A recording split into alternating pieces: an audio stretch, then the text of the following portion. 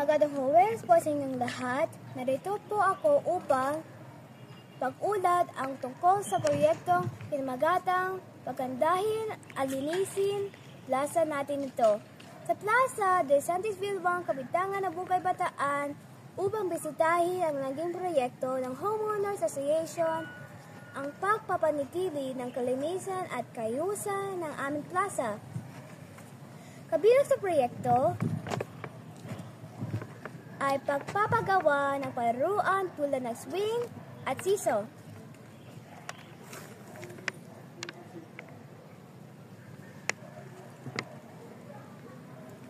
Upang magkaroon ng karagdagang limbangan ang mga bata bukod sa paglaro ng basketball at badminton. Maglalaro rin ng mga bata ang paboritong laro noong ng ating mga nanay at tatay, ang piko sa aming plaza.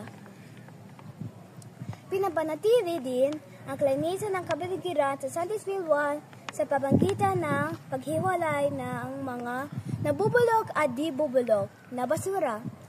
Sa pagkakaroon ng paghiwala ng basurahan sa paligid, pagpapaalala sa mga nanirahan ng tamang pagtapon ng basura. Bukod sa paglilinis, naging libangan din ang mga pagtatanim ng mga halaman, prutas at gulay. Tunay na napakahalaga ng pagkakaisa at pagkakaunawaan ng mga tao sa lugar dahil ito ay naging susi upang maging matagumpay ang proyektong ito. Sa ngayon ay masaya na nilirahan ang mga residente dito sa aming plaza.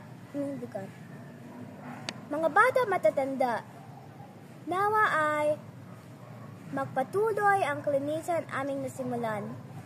Jessia Clarice O. Izon, nag-uulat.